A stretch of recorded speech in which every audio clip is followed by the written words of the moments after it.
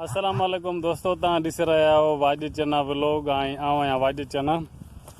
त दोस्तों, अॼु ईद जो ख़ैर खीर सां पहिरियों ॾियारो आहे सभिनी दोस्तनि भाइरनि ॾिसंदड़नि खे मुंहिंजी तरफ़ खां दिली ईद मुबारक।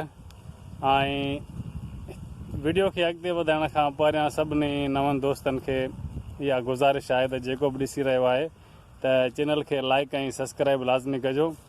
त दोस्तों, मां तव्हांखे हे ॾेखारियां बैकग्राउंड में तव्हांखे हे फसल ऐं हे बनियूं हर शइ नज़र अची रही आहे। त मुंहिंजो मेन मक़सदु हुयो, मां पंहिंजे ॿारनि सां पंहिंजे भाइरनि सां आयो आहियां, हीअ तव्हांखे ॾेखारण आयो आहियां बनी घुमणु।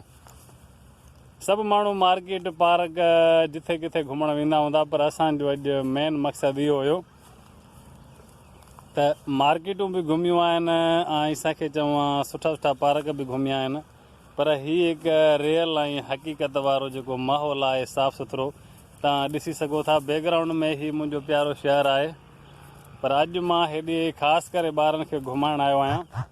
हिकु कुदरती जेका नेचर हूंदी आहे ऐं जेको कुदरती हुस्न हूंदो आहे उहो तव्हां पाण हिन में ॾिसी सघो था त कहिड़े तरीक़े सां ही हर शइ खां हिकु पाक ऐं हिकु ख़ूबसूरत हिकु फस्ट क्लास जिथे माण्हू थधी शाम में बीह करे हिकु कुदरती ऐं रियल सुकून महसूसु कंदो आहे, उहा हक़ीक़त मां तव्हांखे ॾेखारणु चाहियां थो ऐं पंहिंजे नंढनि खे बि इहा ई ॾेखारियां थो। तव्हां ॾिसो त कुदरत में माना हिकु कहिड़ी हिकु पुरकशिश ऐं हिकु हसीन हिकु कशिश रखियलु आहे, जेको तव्हांजो केॾो बि थकु हुजे तव्हां परे खां अचो हिकु थधे वण जी छांव में बीहंदो त तव्हांखे हर शइ तव्हां हर गम तव्हां खां विसरींदो। तव्हां बैकग्राउंड में ॾिसो, हे मुंहिंजो शहरु आहे ऐं हीअ मां आयो आहियां पंहिंजो, हे मुंहिंजो भाउ आहे, भाइटियो, हे मुंहिंजा नंढा छोकिरा, मां हिनखे घुमाइण आयो आहियां।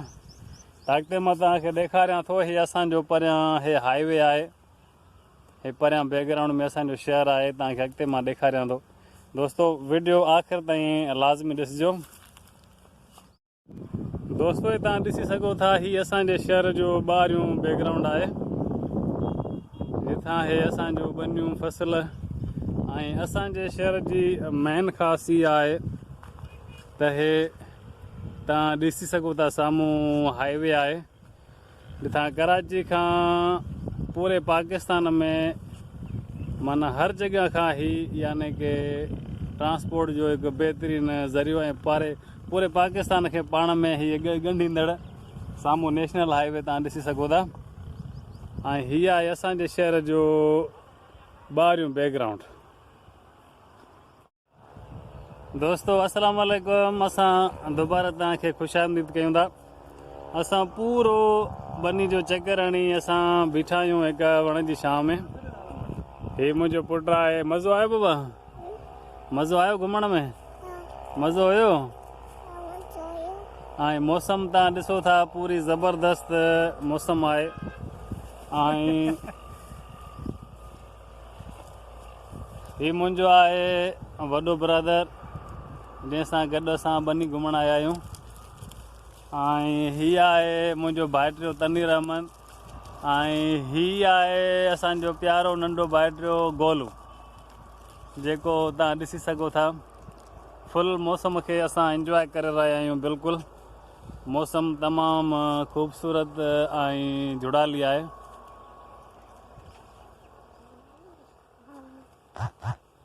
दोस्तों, उमेद आहे तव्हांखे वीडियो बिल्कुलु पसंदि आयो हूंदो।